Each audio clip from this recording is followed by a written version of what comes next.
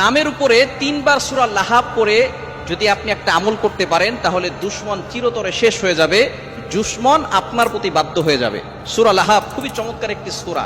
এই সূরা লাহাব এমন সময় আল্লাহ পাক রব্বুল আলামিন নাজিল করেছিলেন যখন আল্লাহ পাক রব্বুল আলামিন নবীজি সাল্লাল্লাহু আলাইহি ওয়াসাল্লামকে নবুয়ত দিয়েছিলেন এবং নবীজি সাল্লাল্লাহু আলাইহি ওয়াসাল্লাম সকলের কাছে তিনি দাওয়াত প্রচার করেছেন। তখন তার চাচা আবু লাহাব সে কিন্তু এক হাত দিয়ে পাথর নিক্ষেপ করেছিল। আল্লাহ পাক রব্বুল আলামিন তার জন্য বলেছে তাব্বাত ইয়াদা আবি লাহাবি ওয়া তাব, আবু লাহাবের 2 হাত ধ্বংস হয়ে যায়। সুতরাং যারা দুশমন আছে, এই দুশমনকে যদি আপনি কাবু করতে চান, দুশমনের ক্ষতি থেকে যদি আপনি বাঁচতে চান, সূরা লাহাব, ওই দুশমনের নাম লিখে যদি সূরা লাহাব আপনি 3 বার পড়তে পারেন, কিভাবে পড়বেন আমি বলে দিচ্ছি। দুশমন এখন আমাদের সমাজে প্রত্যেকটা ঘরে ঘরে প্রত্যেকটা মানুষের আছে। আপনি যত ভালো হবেন তত বেশি আপনার দুশমন হবে। নবীজি সাল্লাল্লাহু আলাইহি ওয়াসাল্লামের দুশমন ছিল আবু জাহেল। নবীজির দুশমন ছিল কি ছিল না? আবু জাহেল নবীজির দুশমন ছিল। নবীজি সাল্লাল্লাহু আলাইহি ওয়াসাল্লামের মতো ভালো মানুষ পৃথিবীতে আর কেউ আসে নাই, আসবেও না। তার মতো মহানবী আর কেউ আসবেনও না এবং আসেও নাই। নবীজি সাল্লাল্লাহু আলাইহি সাল্লামেরও দুশমন ছিল। সুতরাং আমার আপনার দুশমন থাকবে। আপনি যখন ভালো কাজ করবেন, হক কথা বলবেন, সঠিক কথা বলবেন, তখন আপনার দুশমন বেড়ে যাবে।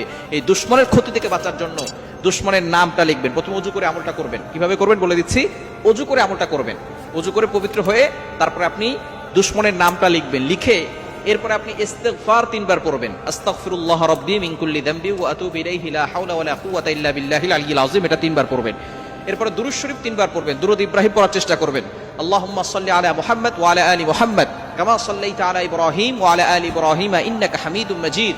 আল্লাহুম্মা বারিক আলা মুহাম্মাদ ওয়া আলা আলি মুহাম্মাদ কামা বারাকতা আলা ইব্রাহিম ওয়া আলা আলি ইব্রাহিম ইন্নাকা হামিদুম মাজিদ, এটা 3 বার পড়বেন। এরপরে সূরা লাহাব 3 বার পড়বেন। বিসমিল্লাহ সহকারে সূরা লাহাব 3 বার পড়বেন। পড়ার পরে যেই ব্যক্তি আপনার সাথে দুশমনি করছে, আপনাকে ক্ষতি করার চেষ্টা করতেছে, আপনাকে বিপদে ফেলে দেওয়ার চেষ্টা করতেছে, ওই ব্যক্তির নাম 3 বার উচ্চারণ করবেন। এরপরে আপনি চোখ বন্ধ করে মনে মনে চিন্তা করবেন যে আপনি তাকে বাধ্য করতে চাচ্ছেন।